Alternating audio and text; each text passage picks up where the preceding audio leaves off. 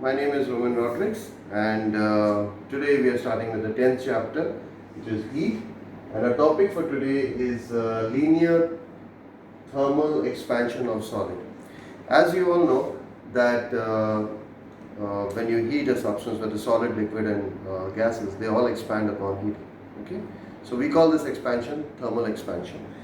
Now, today we are going to discuss the linear thermal expansion of solid. When I say linear thermal expansion, I mean expansion which is one dimension. Okay.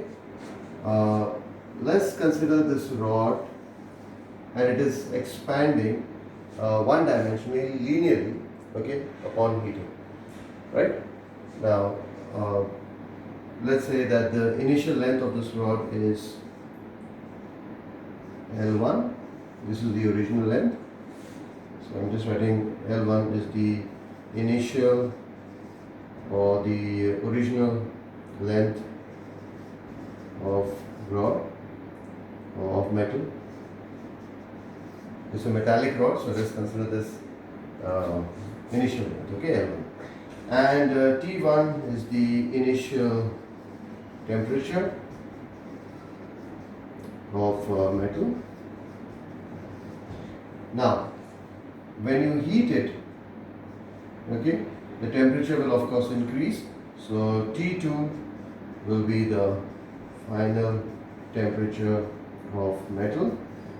And upon heating, what happens? Expansion takes place linearly, one dimensional. So it expands, say, this much. So this length now becomes L2. So L2 is the final length of metal. Okay, now it has increased, so this increase will be the difference between L2 and L1. So we call this L2 minus L1, which is the change in length, right? So del L is equals to change in length of metal, which is of course L2 minus L1, and the difference of course on heating initial and final temperature we can write it down as del T, which is the change in temperature, okay, of metal or metallic rod, whatever you may call it. Now this change in length, we notice, is directly proportional to the original length, which is L1. And the change in length is also directly proportional to the change in temperature, delta T, which means that the expansion, with increase in expansion, the rod or the metal length also increases, and the expansion also increases with increase in temperature. Now when I compare these two equations, I get del L is proportional to L1 delta T, or let's consider it as original length. Let's put it as LO, which is the original length. Okay, easy to understand. So removing this sign of proportionality, I apply a constant, let's say alpha dash L naught del T, or I can say that del L upon L naught delta T is equals to, now this constant of proportionality is called coefficient of linear expansion. Okay, so I'm just writing it down over here. This is coefficient of linear expansion. Now every metal has got different coefficient of linear expansion. I've mentioned three over here: aluminum, copper, and steel. Aluminum or aluminium has a linear expansion of 24 times 10 raised to the power minus 6, which is 2.4 into 10 raised to the power minus 5 inverse degree scale.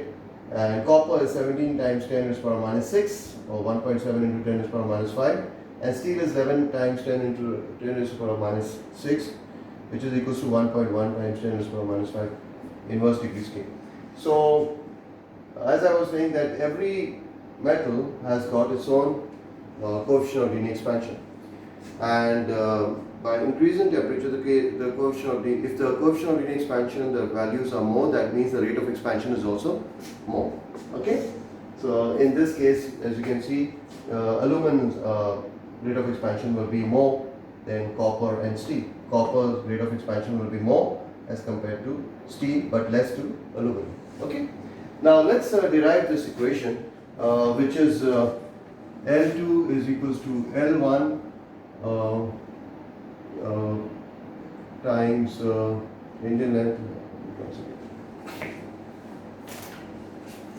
The equation which we will be deriving, so that increase in length is equal to how much? Which is L2 is equals to L1 plus alpha T2 minus T1. Okay, we will just prove this equation. Okay, to prove L2 is equals to L1 plus alpha T2 minus T1. Now, as you know, coefficient of linear expansion alpha dash is equals to del L upon LO times del T. Okay, I'll replace this with alpha. Okay, because that is the coefficient of linear expansion, and change in length, as you know, is L2 minus L1. Original length, as you know, is L1. Initial length and original length, and delta T, you know, is T2 minus T1.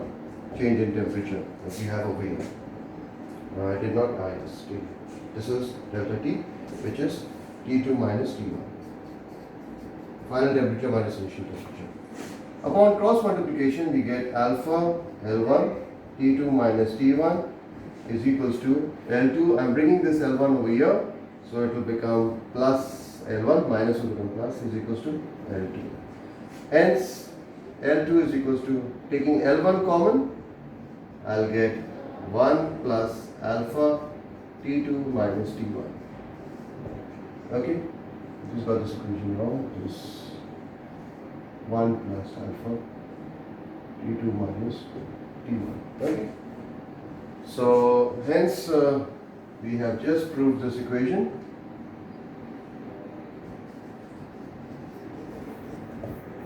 That final length of the rod is equals to L1 times 1 plus alpha, which is the coefficient of linear expansion, times the change in temperature T2 minus T1. I hope it is all clear to you all, and in my next lesson I will be solving this problem using this formula, okay, which is of linear thermal expansion of solid. Okay, till then, take care.